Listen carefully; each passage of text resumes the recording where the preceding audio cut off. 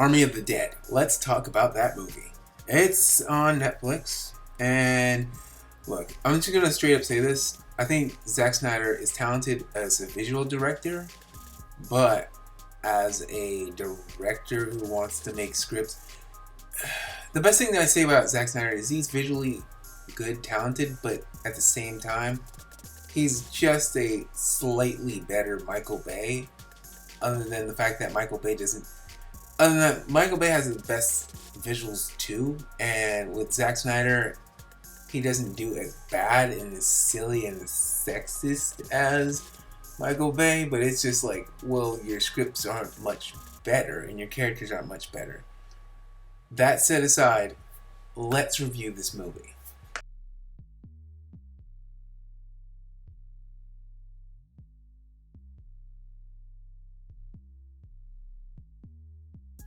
Let's talk about the plot. The plot is Dave Bautista has been recruited by a businessman to go into Vegas and to steal or to pretty much recapture $200 million. That is the plot. But there's also a twist. Now this isn't a steal, but this isn't a spoiler. But his daughter is also looking for a friend of hers that happened to be in Vegas at the same time. And that is the genuine oversee of the plot. Well, it's a straightforward plot, and it's pretty decent. Other than that, I gotta say is there's a lot of plot holes and a lot of mistakes. So, let's get to the characters.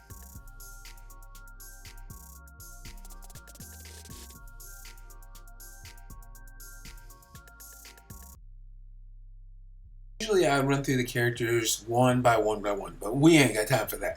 This movie, its characters are pretty much stereotypes, so there's no real reason to go through each one. So let's go from the beginning. It's Dave Bautista. He is a military kind of dad because he's strong and he's Dave Bautista. The most part about him is he's supposed to be wanting to cook and he wants to be a chef. He wants to own his own restaurant, which is okay. It's just okay, or whatever. And he's supposed to be like that dad. He's like, yeah, honey, I care about you, but I'm all hardworking. Again, the character he's done before, Stuber, or kind of like a mishmash of what he's done before in Drax. So, look, Dave Bautista is he's probably a nice guy and great and all, but his characters are just kind of dull. And this character pretty much continues that. Then you have Ella Parnell. Now I'm looking down the names. Ella Parnell, she plays his daughter. She's just annoying. She kind of does the cardinal sin of leaving the group. Spoiler. Just, fuck it, I spoiled it. I said fuck. The thing is, yeah, she does a cardinal sin. Then there's other characters like Rodriguez. She is Maria Cruz in the movie. I'm having a hard time with these names because a lot of them are unknowns, they're knowns, but they're small time. She was really good. I want to say the black guy, but the guy from the Power, he was good. The French guy or European kind of deity, he was kind of goofy, annoying at the beginning, but got better. There was a Hispanic guy. I'm looking down for these names. Nora, or the Coyote. Oh, she was good. She was good. She was interesting. I think actually was it's hard to go through all these characters. A lot of the females in this movie were good, except for the daughter, and the males were kind of boring and not so interesting. There was not really a male standout, so Zack Snyder does better with females than males for this movie, because even the zombie queen was a lot better than the zombie king was cool, but not that interesting. Zombie queen just seemed like a better character at most. So yeah, the characters are kind of bland and generic and stereotypical. You'll pick out who dies first. It's that easy. I mean, when my mom's sitting there going like, I can pick out who's gonna die first.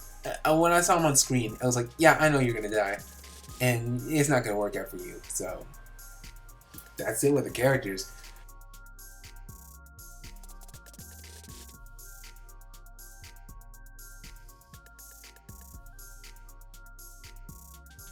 Okay, the reason why I called this section other details is because, well, there's not that much to the story. There's not like, it's not like the deepest integral story out there. Now, the visual effects are pretty decent. I thought they were pretty good, but the other details, what I'm gonna say is the zombie tiger and the zombie horse. The biggest thing about those two characters is it's a video game kind of thing. It's nothing but a video game thing. And the visual effects were like killer. I mean, it's great for Netflix, but I'm judging by Netflix. And other things like the ideas of zombie, I think they did. That was actually the strongest point, was having like the zombies that are alphas versus other zombies, and it's like almost creating a new society kind of way, which is different than other zombie movies. So that's new and interesting. And at least he really stuck his neck out for that. So.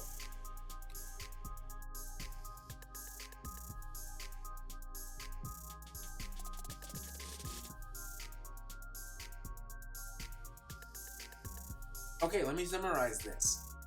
Would I recommend this movie? I would recommend it for people who have Netflix, and that's about it. I wouldn't go out in the theater to pay for it. Maybe a one. I mean, back in the day, let's say back in the day, 2019 is when this was a movie that you'd watch on a Sunday evening or Saturday movie. It's one of those matinee specials that you want, and you're not really paying too much for. You want to get out of the sun, have a little good time. That's great. This movie, on the other hand, there's a lot of just details that are missing. And I mean, I could go through the plot, but it's kind of like in the trailer, and it had me bothered with the $200 million for zombie apocalypse. It just didn't feel like they even made it enough for people to really want to do what they did. And also, you're carrying $200 million on a helicopter. That's in the trailer. And if you're telling me that you're trying to carry $200 million on one helicopter, clearly you just don't care about those details. And those details are very, very important. That takes me out because I need that understanding that this is a well thought through plot. Every single thing was thought of, from how they get in there to what they need to do. That is what you're writing. Zack Snyder does that a lot. He just cares about what looks cool, but he doesn't care to how it gets there, how things are made, how you get from point A to point B. A great filmmaker like a Steven Spielberg understands that there's points that need to be addressed to make it better. You know, they go through those details. He goes through those details in like a Jurassic Park, thinking like, oh, these aren't just regular raptors, they're a little bit smarter. Or, oh, it's a detail of that they are becoming almost asexual and that they can breed on their own. It's like, oh, it's females. But that's important. That's important to this detail and how they become more dangerous.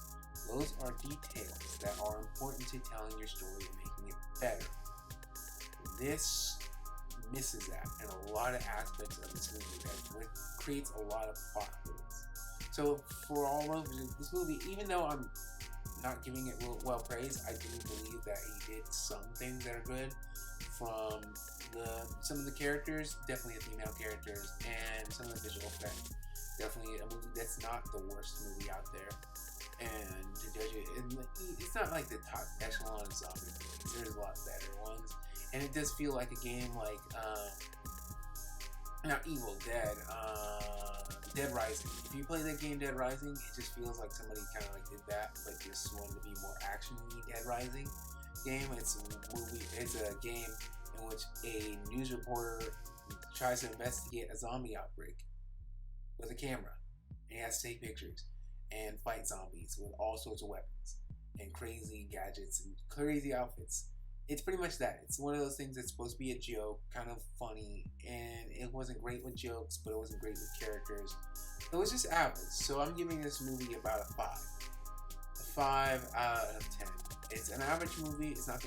It's worth your watch, but you're just not gonna really remember it, and you're not gonna be sitting there going like, "Yo, this is a great movie," or just I really wanted to watch it again just for like the little things. Like some movies can be entertaining and just be average, but they're unique and special. And this one's just not that. With all the movies coming out, and it's kind of hard now with movies that are coming out with Extraction and just even the John Wick ones, and just like those old action 80 movies.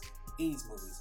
Where it's like, yeah, they might not have been the smartest plot, but they had memorable scenes. There's not one scene in here where I'm like, that was amazing. This was groundbreaking, or it's fun, or something I would want to just put in the memory. So yeah, that's about it. This movie is average, not the best. So just that's about it. Oh, and thank you for watching, and please subscribe for more.